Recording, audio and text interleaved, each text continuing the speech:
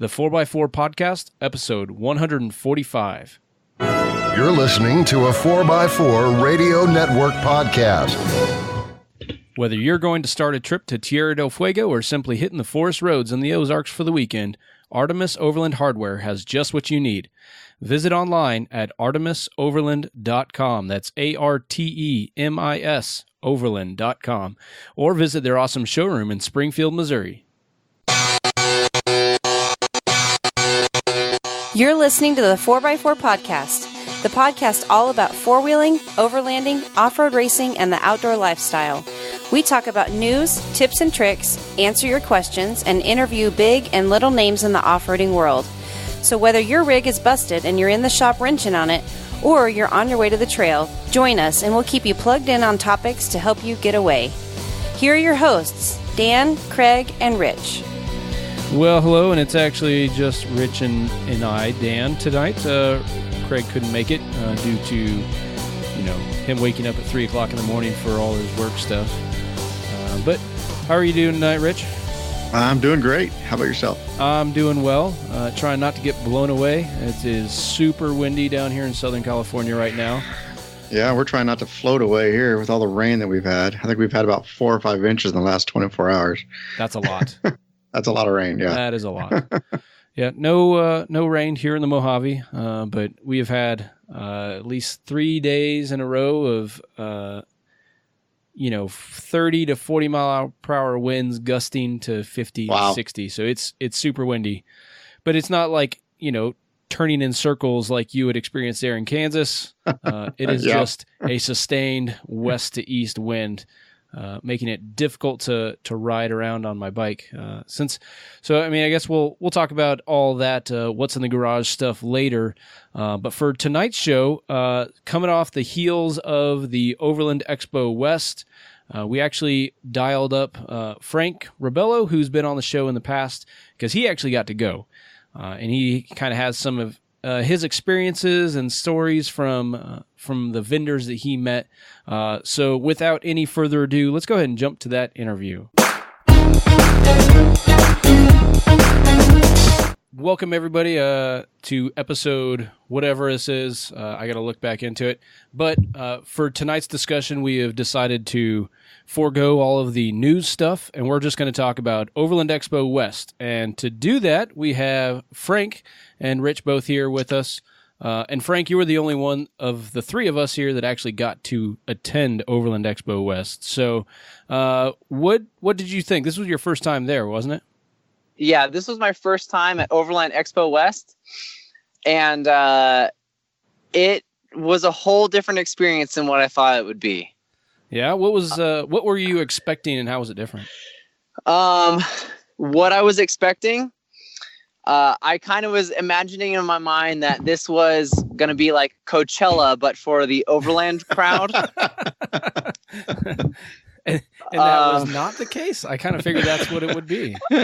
And that was not the case. And I don't know if it was who I was hanging around with or who I talked to. But I understand anyway. I understand how it gets that vibe. But aside from that, it was different. It kind of surpassed my expectations of what it would be like. And I had a great time. Well, that's good. That's good. I mean, It wasn't like the crazy weather that has been in the past. There was no snow. Sounds like there was some high winds, but I think that's probably normal here. There were some high winds. We got there Friday about 4 o'clock. Weather was great. Friday night was a little chilly. Saturday was nice, bright, sunny. A couple of us got a little bit sunburned. And perfect evening that night. And then going into Sunday, got a little bit windy. The Arizona weather just started changing real quick. A little bit of light, cold rain. And then we headed out after Expo into Flagstaff, and then it started to snow and hail a little bit. But overall, the event was pretty weather-free, luckily. Well, that's good. All right, no more talking about that's amazing. I was going to say, It's pretty amazing for Overland Expo, because you're always seems like you're either getting in freezing weather and snow, or there's just muddy like crazy. Yeah. So it's kind of nice that you had good weather for this one. Yeah, we got pretty lucky. All right, so let's get to the real thing that everybody wants to know about. I would imagine it. What were some of the coolest things that you saw? I mean, was there some vendors you were really looking forward to seeing? I went into this. So I went into this with just a friend was going, and I was just going to tag along. And this went from me tagging along with him to pretty much me pulling everybody else along from booth to booth to booth to check everything out because I was just so enthralled. But when it came to the vendors, one of the vendors that I really wanted to stop by was Goal Zero's booth. And I think this was their first year, maybe. I could be wrong, at Overland Expo. But it was really neat. I went in with like a little bit of a different kind of questions for them. And so going forward, what really set booths aside for me as like really amazing booths was how well some of these people knew their products and were willing to help you and answer questions about your applications and everything that you had to ask them. So that's what really made like their booth like really great, was because I'm considering a dual battery setup, but through several questions and things with them, I might be able to even complete a dual battery setup with a Goal Zero unit. And nice. Yeah. And so I'm going to be looking into it, but I could have my vehicle charge my Goal Zero unit. And then because it's also lead acid to lead acid, if my vehicle's battery starts to die, it can recoup some of that energy from the Goal Zero box and solar as well, and kind of backfeed into the vehicle's battery. So there's really cool things that, you know, that they were very supportive and helpful on to guide me. And I mean, especially going into that, like National Luna, our intention was we were going to go stop by classes, learn about volts and alternators, and take one of the electrical classes. But we ended up getting so sidetracked with all the vendors. And just by stopping by the booths and even just talking to National Luna about their dual battery setups, they pretty much just walk you through every step-by-step of this is what you do. And then you ask specific questions about your vehicle application, and they'll answer everything for you. Nice. Yeah, I think that's probably one of the best attractions to going to the Overland Expo. Is it, you know, there's a lot of products that you're curious about. You may see on the internet or hear from, you know, somebody like us talking about it, but it's not the same exactly as getting your hands on it and talking to the subject matter expert, and they can probably give you all the information that you might need. Oh yeah. And when you have like that product there in your hands and tangibly, it's really nice to like have that information and also see it and imagine it. It's great. You know, it's a very hands-on experience. There was, for not taking any of the classes or courses or anything like that, I felt like I learned a lot and experienced a lot just by stopping by the vendor booths and just talking to a lot of the owners. Yeah. So you didn't get a chance to take any of the classes or seminars or movie viewing parties or anything like that? No, we didn't. When I arrived a little bit later than a friend of mine who I was going to meet up with, he was trying to sign up for one of the Land Rover, where you drive the Land Rover test courses. Yeah. And he ran into a lot of like red tape and hoopla with signing up for one of those courses where they said like, oh, it had to be the next day. Oh, there was a sign up error. Oh, sorry. That's unfortunate. Yeah. So it was kind of unfortunate. So then we just didn't pursue it anymore. Just because it sounded like it was inundated. They weren't serving. I don't know. It was just some rigmarole. But yeah, it was just stopping by the vendors and getting to know these people, especially Blue Ridge Overland Gear. It just feels like such a family operation, and just, you know, like going through the products that they had there and the new products that they were coming out with, and just asking them questions and seeing all their products tangibly all out on the tables and sorting through like what they had. It was great. It was those vendors that made it amazing. Yeah. I know like Blue Ridge Overland Gear is a perfect example of like, it's hard to imagine like why their stuff is so good when you compare it to, you can buy a similar product on Amazon that's made in China for like a third of the cost. But when you actually see it and you have it in your hands and you can tell the quality of workmanship and the materials in it is just so dramatically different that that's really where the value starts to, where you can find it anyways. Oh yeah. And exactly. And just, seeing the quality of workmanship of a lot of the items that a lot of these people are putting out and putting on display for you to just, view the day of the event is, that's what's great. Yeah. Who was there from Blue Ridge? Oh gosh. Was Adam there or Matt? Usually Matt's. I don't think Adam was there. I think it was, oh gosh, you gave me his name and I forgot it. Maybe Richard or Matt. I think probably. so. Well, I don't think Richard's associated with him anymore, is he? Oh, I don't know. They've been expanding the team so fast to keep up with demand, but I thought I saw a video with Adam there, so it might have been him. Yeah. Oh, okay. I know I've gotten some other messages saying, from some other vendors saying that they met you, like Luke over at Ironman 4x4 America. Oh yeah, Luke, so great.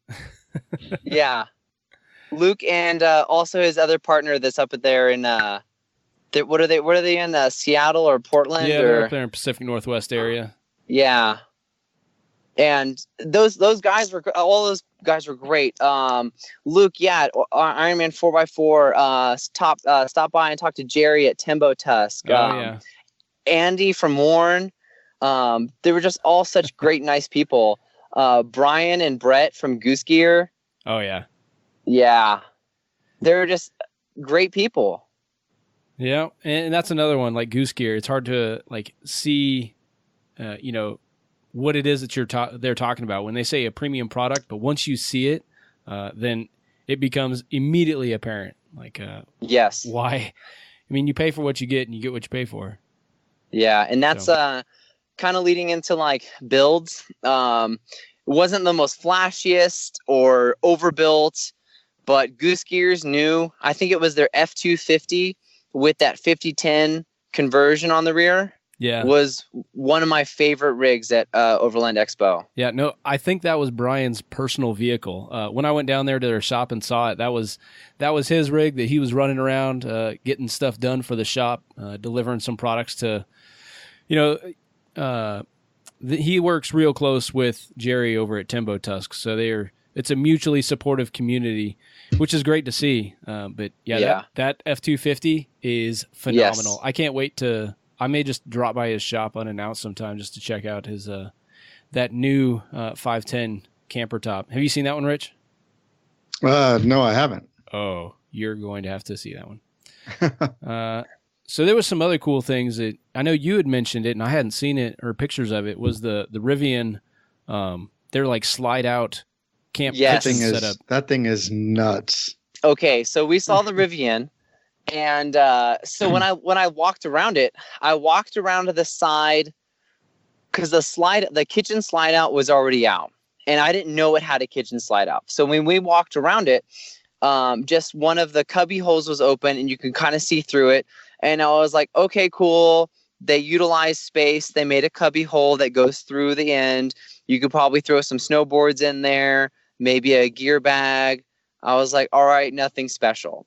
But then I kept walking around the vehicle only to find out that the slide out was a whole camp kitchen slide out. And then I thought, okay, now that is cool. Now you have my attention. Now you have my attention. And what made it even cooler was as I walked around the vehicle, that kitchen slide out was an induction burner stove. Right. So when it's not in use, it just flips down. And then when you use it, it flips up and it supports, it locks out to support a pan or a pot that you're they were actively cooking on it and making food for a little party. And since there's no engine in the front engine bay, they had a big Dometic just in the front engine compartment. Yeah. So the slide out kitchen is a concept form right now. They're not going to actually produce it yet. But yeah, it runs since it's an electric vehicle. It didn't make sense to have any gas burners on it, right? Right. So you've got these huge batteries already in this truck, so that's why it's an induction cooktop. But yeah, hopefully they'll actually produce that kitchen because I think it would sell. Now I also heard them mention that the cooler, the Dometic cooler that you had up front, they just kind of threw that in there to have something, right? Yeah, they just threw that in there to have something. It wasn't really wired in yet. Right. So you saw how much unused space was around it. Yes, there was tons. You could put like 3 Dometics in there. Yeah.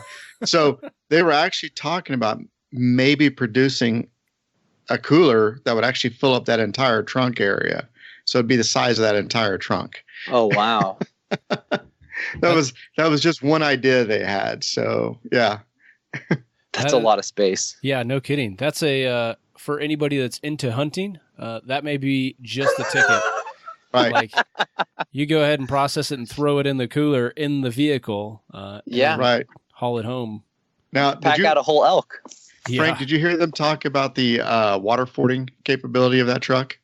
I did not. No. So I want to say it was like 39 inches.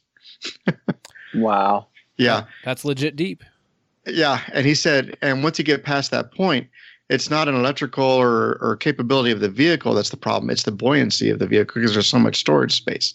So once you get to that point, the vehicle starts to raise up and float. So. That's a unique problem to have. Yeah, it is. That's like, I used to go wheeling with a guy in a Suzuki Samurai. And he was running like 39s or 44 Super Swampers.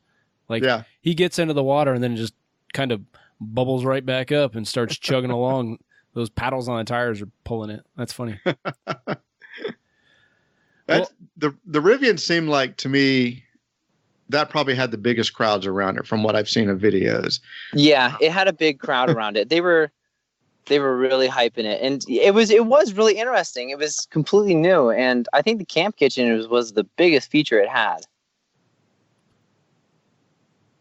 Yeah, that's really slick.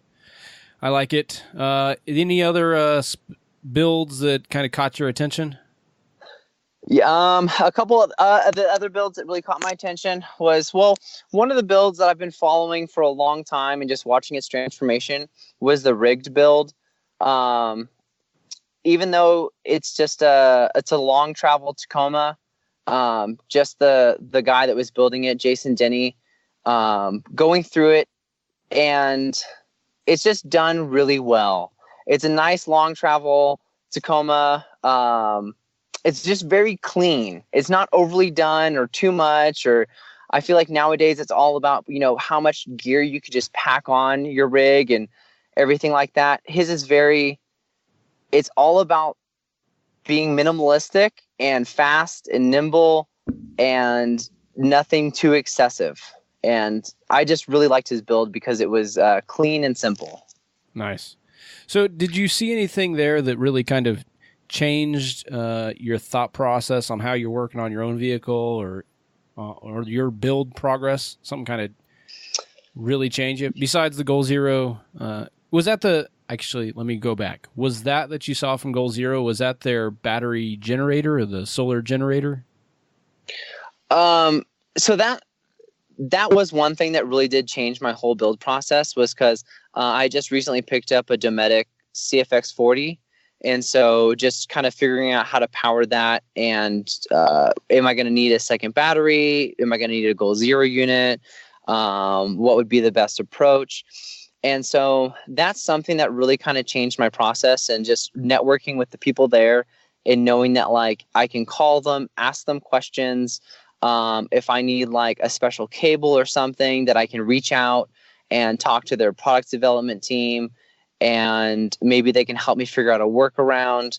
That was something that really is kind of changing my build process, just because the trip that I'm on currently, I just can't run my fridge when my vehicle is off, and just to kind of keep everything cold as it should be. It stays really cold when I'm driving, so I try to keep it at a nice temperature when when my vehicle is parked.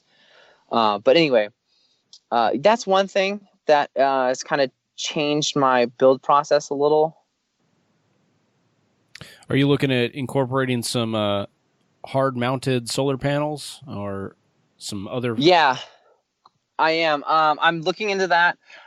One thing I really got turned on to was a rooftop tent. You know, being on this trip with a ground tent, you know, I always thought rooftop tents were like, oh, luxurious. Oh, you have a rooftop tent. But now after, being in Arizona with a ground tent, when the weather, it's not so much about like what's on the ground and trying to avoid it. It's more about the weather, how everything's changing. Is it going to be rainy? Is it going to be windy? We camped at Lee's Ferry the other night, and the wind gusts were probably at least 50 plus miles an hour. And it was almost collapsing our ground tent because it was just the sheer force of wind. Well, are you still running that like dollar store ground tent that you had last time? That might, well, the dollar store ground tent that I ran in Mojave actually made its way into the trash. So we picked up another tent and we're still having problems. And the trip I'm on right now through Sedona, a friend of mine has a rooftop tent, and just watching him easily, like we get to camp, he just pops it up, puts him and his dog up there. When it's time to go, pops it back down. Doesn't have to worry about water, wind, rain. It's a real easy setup for him, and it's made it real appealing for camping. Yeah. Now, did you get a chance to compare between like your traditional like CVT rooftop tent and say the iCamper or the James Baru tents? Did you get a chance to look at those and form an opinion? Yeah. So the rooftop tents that I've kind of, I'll start out with like a soft-sided tent. Didn't really climb up into one. I looked at the one at Yakima. It looked really small. I can't imagine how anybody uses like Yakima's smallest tent. It just looked like it looked like it had enough room to sleep, but for sitting up and for a large guy like me, 6 foot, I can't imagine trying to be in that with 2 people. And just hearing about the wind, and a friend of ours ran one, and they said that the wind was just rattling and whipping up against the side. The trip I'm on right now, continuing on after Expo, my friend has a roof nest, and it's the hard top that compresses down, like straight down. It's just a pop-up straight up and down tent. Yeah. And it is very sturdy. I climbed up in it. It's very sturdy, nice and roomy, feels great and homey. Has a nice pad. The struts do a pretty good, amazing job of supporting its weight, and especially in the wind that we experienced versus the ground tent versus him up in his tent. He said his problem was like, oh yeah, it was kind of flapping on the sides and it kind of woke me up, versus for me, where I thought my whole tent was just going to collapse from the wind. I did also at Expo get a chance to climb up into another designed tent, the Go Fast Campers. Oh, that Raptor? Oh yeah. Oh yeah, not into the Raptors tent, but into what did they have it on? Oh, they had it on one of their other 4Runners, but it's just their standard tent, not with the whole truck box camper shell. And I really like that design, the how it kind of flips open like a little triangle, just because it gives a lot of sitting up room. Yeah. I can feel like I can sit up in it, I can move around. And then when going to sleep, just laying down in it, it just felt very roomy. I liked having the taller vaulted ceilings. Yeah. So we talked about that on the Overland Roundtable, and I think the drawback, I mean, the nice thing is it folds down super compact. It's very sturdy. The problem with it is that it folds down super compact. And there's not a lot of room in there to leave like a sleeping bag and pillow and stuff like that in there. Whereas like with my CVT, all the sleeping bags, they stay in there. I kind of rearrange them so they don't have to get folded in half. But then the tent closes and I've got pillows and sleeping bags all inside the tent, making setup pretty quick. So, but the breakdown is so much faster with those hard shell tents. Yep. Well, you say the breakdown minus unpacking or stuffing your sleeping bags away and everything else that's required. True. So, You got to figure out the whole process and find something that works well for you. Yeah. But if you also, this is what I learned that last trip with Brandon. When you've got that bag that you've got to cover your CVT or whatever other manufacturer, you got to keep it up out of the ground. You got to keep it out of the rain. You can't get it wet. I mean, just because it makes packaging up everything so much easier. So you really have to be conscious of that. Yeah. So that's one of those things that I kind of forget about, because when I open up my tent and it's got the cover on it, I just kind of tuck that underneath the tent because I've got that gap between the top of the trailer and the tent floor. So unless I'm going to attach the annex, I just stuff that whole thing under there, and it's up out of the dirt, out of the way. I can still access the doors in the trailer. Yeah. It was one of those unintended consequences. Yeah. They've all got their pros and cons. And yeah.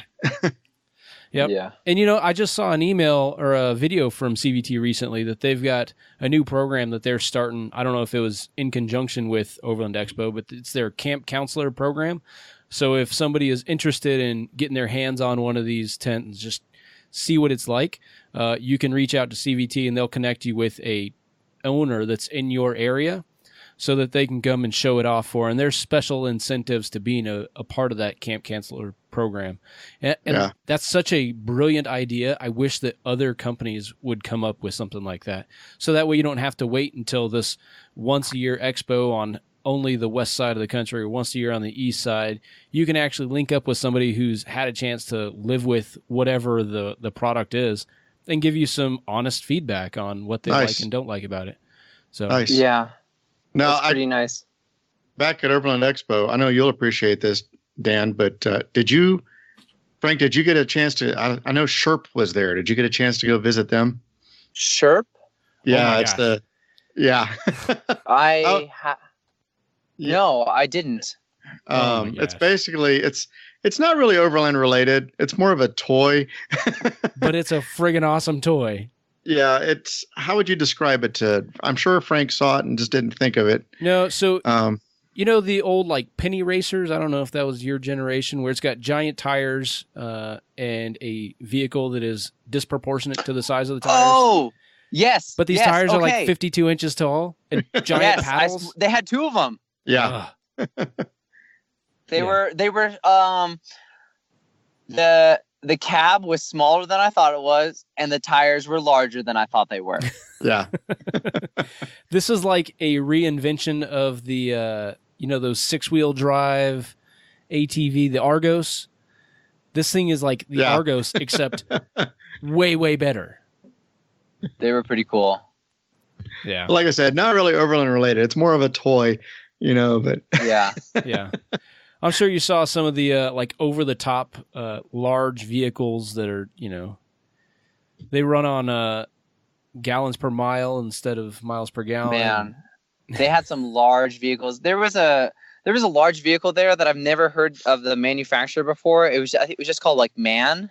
Oh yeah, you'll see them in Dakar Rally a lot. Yeah, that was huge. Just seeing how big that was in person, that was also so huge. Can you imagine one of those things doing 100 miles an hour over a sand dune and jumping the thing? I can't, man. Yeah. I mean, it was insane. And then also with large vehicles, we got a chance to take a peek inside one of the Earth Roamers. Oh, yeah. And that's fancy, you know? Did you get a chance to see the Global Expedition vehicles?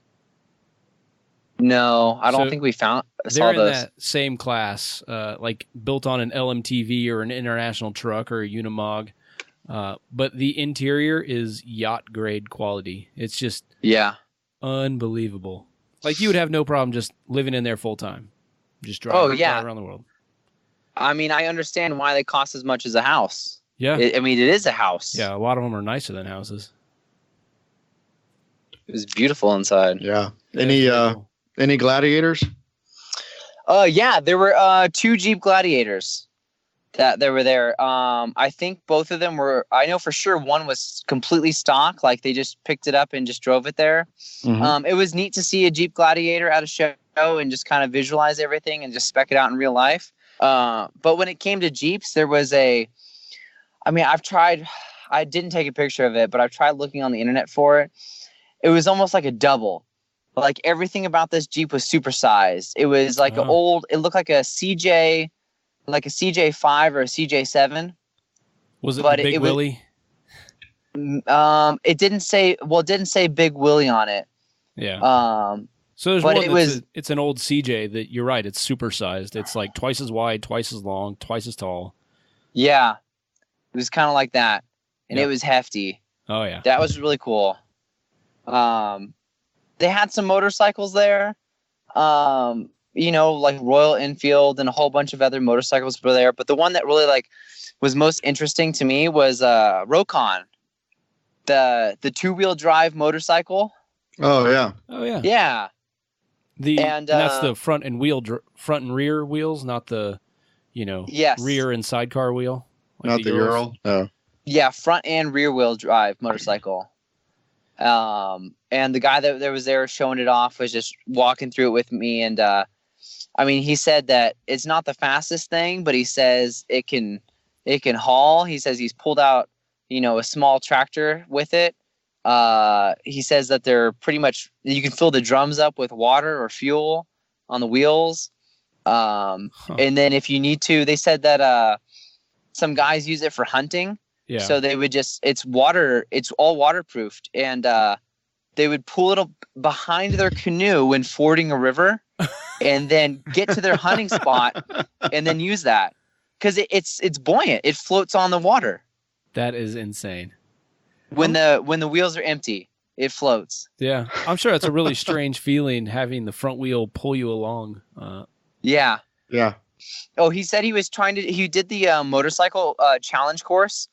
He said, doing the motorcycle challenge course with the instructors, all the advice and tips that they were giving for using a motorcycle, out on the dirt roads and stuff weren't really applying to his. I would imagine all of that would go right out the window. Yeah. Yeah, because turning radius, everything changed. And he said one of the other things that changed was let's say you dump your motorcycle, how to lift it from unstable ground. And he said he just couldn't, just because the center of gravity was all different.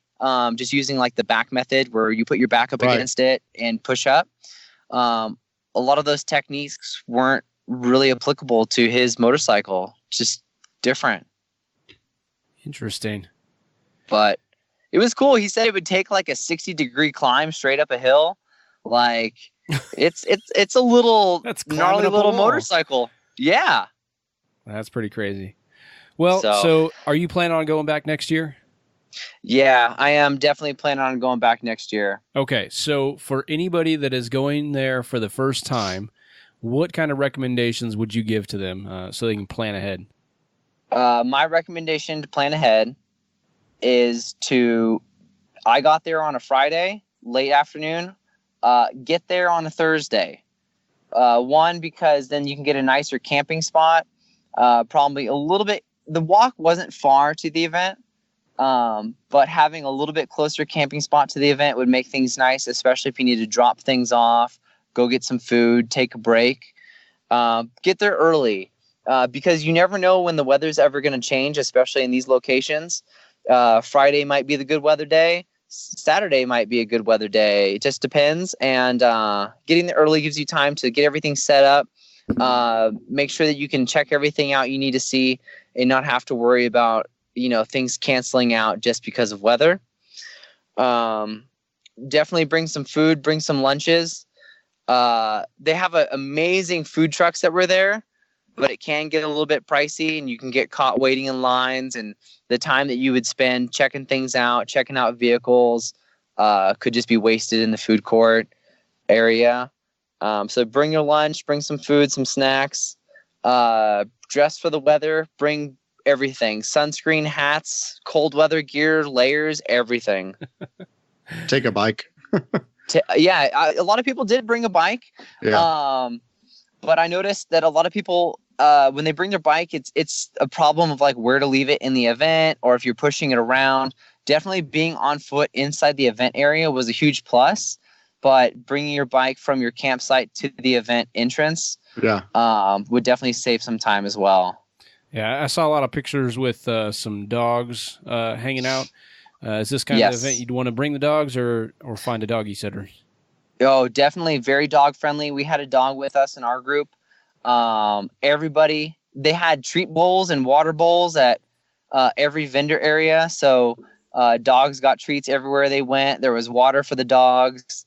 And all the dogs were very friendly towards each other, and everybody was very accepting, all the vendors as well. Nice. All right, Frank. Yeah. Well, I don't want to keep you from finding a campsite. We've probably already forced you to where you're looking for camp in the dark. But I really appreciate you coming on and kind of sharing your experience and letting both of us, Rich and I, live vicariously since I had to work. No problem. Oh, well. Well, hopefully next year my work schedule allows where we can go together and then hit some trails or something afterwards. Yeah. Let's plan it. Awesome. All right, Frank, we'll talk to you later. All right, thanks, bye, Frank. Dan. Bye, Rich. We live in a strange time where so many of us want to shop online for equipment designed to get us outside. I get it. Shopping from the comfort of our couch at any time is very appealing, but so much of the equipment that we use for overland travel is really expensive, and it would be nice to see it up close and explore it a bit before spending our hard-earned money. Artemis Overland Hardware is located in Springfield, Missouri, and you can visit them in person. You can see all that equipment in person, pick it up there, and head straight out for the adventure right from their shop. Artemis Overland Hardware only stocks the best equipment. Anything you pick is going to stand up to the harsh environments that you'll be subjecting them to. At ArtemisOverland.com, you'll find a wide selection of rooftop tents and ground tents from companies like Oztent, 230, and Eezi Awn. Outfit your camp kitchen with a SnoMaster Fridge, Tembo Tusk Skottle, or a stove from Kovea or Frontrunner. Artemis Overland Hardware has a large selection of camp furniture as well as roof racks from a wide range of vehicles. Recovery gear, lights, solar power, winches, dual battery systems, action tracks, GPS units, and much, much more can all be found at ArtemisOverland.com or in the brick and mortar store there in Springfield, Missouri. Artemis Overland Hardware is also one of the very few proved Goose Gear installers located in the central United States. Whether you're going to start a trip to Tierra Del Fuego or simply hitting the forest roads in the Ozarks for the weekend, Artemis Overland Hardware has just what you need. Visit them online at ArtemisOverland.com or visit their awesome showroom in Springfield, Missouri. And just send them a note on Facebook and say thanks for supporting the 4x4 podcast. All right. So, Rich, since we have discussed some things last, I know it's been a long time between shows here. Episode 144 was a long time ago. You actually got the topper on your Rebel, didn't you? I did, yeah. I went down to, ATC had it shipped up to County Toppers just outside of Kansas City and had them install it. That Rich at County Toppers, his guys did an amazing job. Jeff from ATC kind of called me, and I ordered the pet screens on the side windows, and he called me and goes, "Are you sure you want those? Because they don't look that great, you know." He goes, "I'm going to be honest with you. The installation of it, I mean, they don't look that. I tell you what, Rich and his guys came up with a way to install those pet screens into the topper where it's just seamless. I mean, it's very professional looking. So I actually took the truck to ATC and showed them how they did it. They were impressed as well. So I think hopefully that changed the way they install those screens. So, but I'm really pretty happy with it. Yeah. So you got the first adventure with the new topper planned, or how all are you going to do that? I know you had the roof rack put on there too. Is that for the mountain bikes? Are you going to put something else up there? Well, it's for future to be determined plans. I don't know what I'm going to do with it, but I wanted to go ahead and get the heavy duty rack put on it just in case. It's one of those things you can't add later on, so you might as well do it when you're building the topper.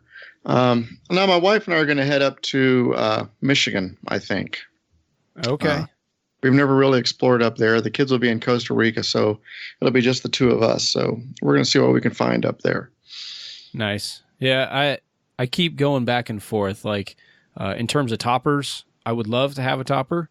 But really, I would like to be able to put the rooftop tent on the truck for short trips. The trailer works great for the longer trips, but if it's just going to be a weekend, I don't need all of the amenities that I can pack inside the truck, in the trailer.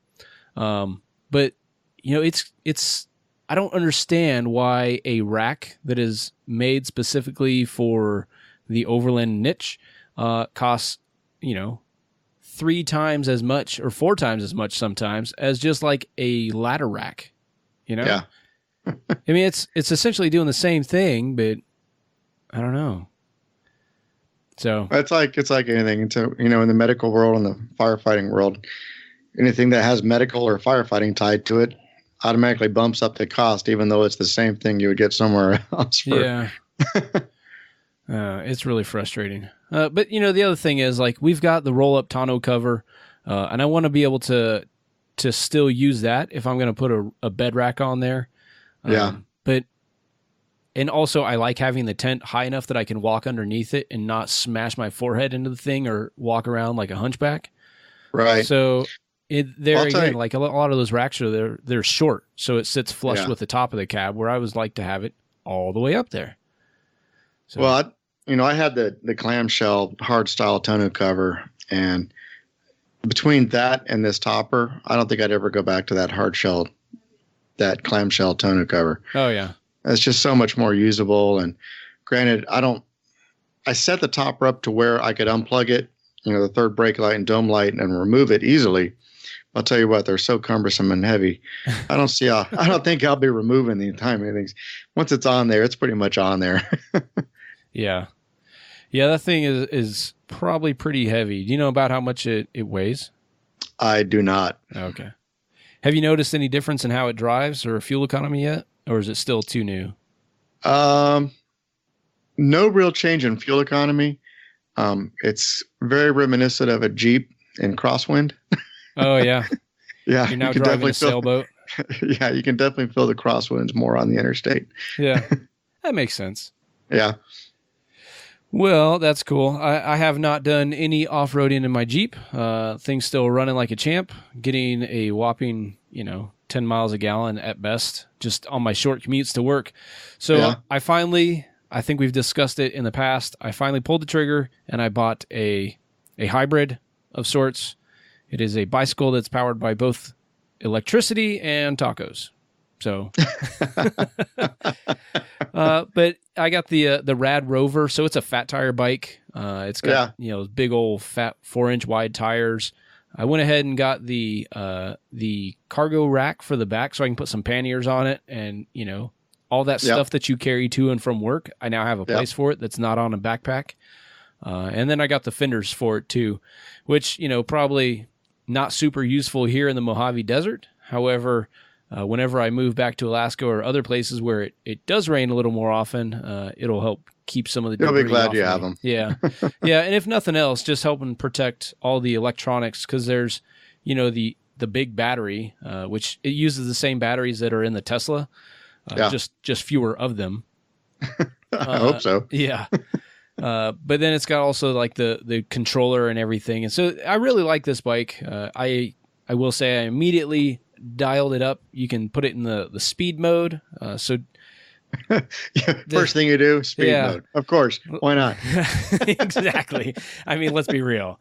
But just the standard out of the box and everything, it's supposed to go up to 20 miles an hour with just the throttle, which is plenty fast for a bike. But all the roads that I drive around on, the speed limit is no more than 25. So why not just dial it up to 25? Yeah. And so the difference is, like, as soon as I was cruising around with other vehicles around me at 25 miles an hour, I felt like my little, styrofoam bike helmet was really inadequate. So I went and grabbed, I've got these Snow Machine helmets, and one of them is, it's really just a dual sport motorcycle helmet. It's DOT or the Snell, whatever.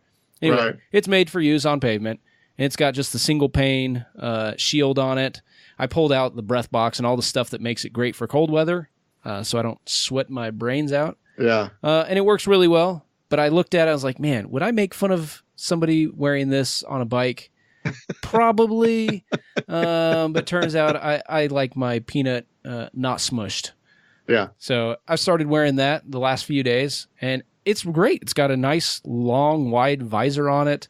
And with the wind, I'm no longer getting my, the lower half of my face sandblasted from just the sand blowing through the Mojave. So in all, I'm glad that I've made the switch to a full-blown motorcycle helmet. So do you have to comply with all the other military, like motorcycles? You have to wear like the reflective vests and stuff on base. So no, because it's still just a bicycle. Yeah. Yeah. So whenever I'm passing the cops, I make sure the pedals are moving, so there's no mistake, unless I'm just coasting down a hill. But I did take it out on kind of a more deserted paved road, and wound it up, put it in top gear, and really went for it. Now the motor will shut off. It no longer gives power after, once you get above 25 miles an hour. But I had that thing up to close to 40 miles an hour, just cruising down a hill, and it's felt super stable because of those big fat tires. Right. It's very, very stable, and it doesn't have the hydraulic brakes like a lot of the newer bicycles do, but a grid caliper system, braking system, it's more than enough to lock up the tires if you wanted to. So does it have what kind of like regenerative charging when you're pedaling the bike? Does it charge the battery or? No. So there is a model, a Rad Power Bike model. I think it's their city model that has regenerative braking. This one, the more you pedal, the less power that it has to use. So I think the range is like 20 or 30 miles on just the battery alone. But I'm a big dude, and going up hills on my way home from work or for lunch or whatever, in the heavy winds like I was talking about. I mean, if you're going up a hill into 50 mile an hour headwinds trying to maintain 20 miles an hour, you better believe it's using up some juice. So only one time have I run it down to nearly dead. It was below 20% battery left, and you could tell a definite kind of a let off the power. So once it got down below 20%, it definitely was not cranking out as much, and I had to work a lot more. But you know, it's not something that I intend to use to stay in shape. I still go run. I go to the gym. This is just a mode of transportation that kind of, it's a cost avoidance. I'm no longer putting gas in the Jeep, and I don't have to worry about as much maintenance on it, just because those short miles are the worst miles for a vehicle. And it's easier to find parking. Oh yeah, I mean I can ride it right around the side of the building, up the ramp, and through the door, and just park the bike in my office. So, nice. So that's pretty nice. Overall, I'm really excited to have it. It's made the commutes a little more enjoyable. I don't listen to podcasts on my way to work anyways, but anymore. But even before, it's hard to get in much of a podcast on a 5-minute commute in a vehicle. Right. So there's that. But we do have a couple emails here. We will start with, this one is from Devin in Edmonton, Canada. It says, my name is Devin. Oh, I already just said that. What's that saying? Long-time lurker, first-time caller. I've been listening to the podcast, among others, on my commute for the last 2 years. I really enjoy it, and the Overland Roundtable, which I know we've got to do more of. I seem to work backwards listening to podcasts, but hey, still listening. My family and I spend almost every weekend from late April to late October camping every weekend somewhere. It's bad when your 4-year-old is confused when you stay in the city on a weekend. Yeah, that's a good problem to have. Thanks to the podcast, I've grown to love cast iron cooking, and I'm getting a bit of a collection. It's amazing to me how stuff that people say is garbage and sell it cheap or give it away, throw it in the oven and self-clean, a couple hours of seasoning, and you've got a new pan for $3. Yeah, it's amazing. I'm in love with cast iron. I still use it. I've got those Dutch ovens that stay in the trailer, except for when a special occasion cooking in the house. All right, back to the email. On my way home today, I was listening to episode 75 with Central Overland that played on May 22nd, 2014. Man, that was a long time ago. In it, I made mention of a chicken ranch pizza with beer dough, or along those lines, that you make in your Dutch oven. That sounded amazing. I was wondering if you would be willing to share with me the recipe. Thanks a lot for the podcast, as I said, and I really enjoy it, and I'm looking forward to more and more Overland Roundtable. Stay safe, from Devin. So I did already send that recipe out to Devin, or at least the recipe that I think he was talking about. I think in that episode I may have mentioned a couple different pizza Dutch oven pizza recipes. So that was just one of them. But thank you, Devin, for your message. And I'm glad that I've turned somebody on to the love of cast iron cooking. So we're still, we swapped out all the, the Pampered Chef cookware in my house for cast iron, and have not looked back. Like, that stuff just stays out on the oven. And we've got, that, like, the long griddle that covers 2 burners, and it's smooth on one side, and it's got the lines on ridges the other. on the other. Yeah. That one gets used every single day. Every day. So that's a good one. I guess since you can't have a Skottle in the house, the next best thing is the cast iron. Yeah, we had the same griddle, but we've got a glass top stove. So those things don't work that well on glass top stoves. So it worked great when we had a gas range. Yeah. Well, I think I've used it on a glass top before, but, cast iron and glass just don't go well together. Yeah. It is possible. All right, so the next email, and we'll just call this one the last email. And by the way, if you want to send an email to us, it's the 4x4 podcast at yahoo.com. Yes, we're probably the only people still using Yahoo Mail. This one is from Landon. Hello, my name is Landon. I'm an avid listener to the podcast. As you guys are fans of Jeeps and Dodges, I was wondering what your opinion is of this, just out of curiosity. And he has a link to an article from Forbes, which is the 32 new cars to avoid. And I think the ones that are actually noteworthy, let's see, I think there was a Jeep on there. Well, they actually had Jeep on there twice. The Jeep Wrangler was on there twice. Well, due to Forbes' inability to have any attention to detail, I call it all shenanigans. They don't know what they're talking about. Yeah. But honestly, I don't know. I wouldn't expect Forbes to really look at a Jeep the same way as that an off-roading enthusiast would. Because as I was talking to one of the guys that I work with, he was borrowing a Jeep from somebody while his, F-250 was in the shop. And he's like, this thing drives like garbage, blah, blah, blah. 2 days later, he's like, man, I think I'm going to buy a Jeep. Yeah. So what happened to it driving like crap? Like, well, I kind of love it anyways. Yeah. No, that list, I think every model Jeep made, and like I said, the Wrangler twice, was on that list. So yeah, I don't know. I don't take a whole lot of stock in car to avoid lists. Yeah, I agree. Me neither. Most of it's clickbait, and they're just trying to get after something like that. But that's what I think of Forbes. They've never been my first stop for vehicle shopping. But yeah. Well, I think that is it for this episode. We've got some other gear review stuff that we'll save for another episode. Some other tips to talk about, but just want to say thanks to everybody who continues to stay subscribed to the 4x4 podcast. I know our release schedule is absolute garbage, and as much as I apologize for it and say we're going to do better, we don't. So just hang in there, stay subscribed. We will have another episode at some point. I'm sure it's just in a couple years. I'll be changing jobs again, and the work schedule will change, but whatever.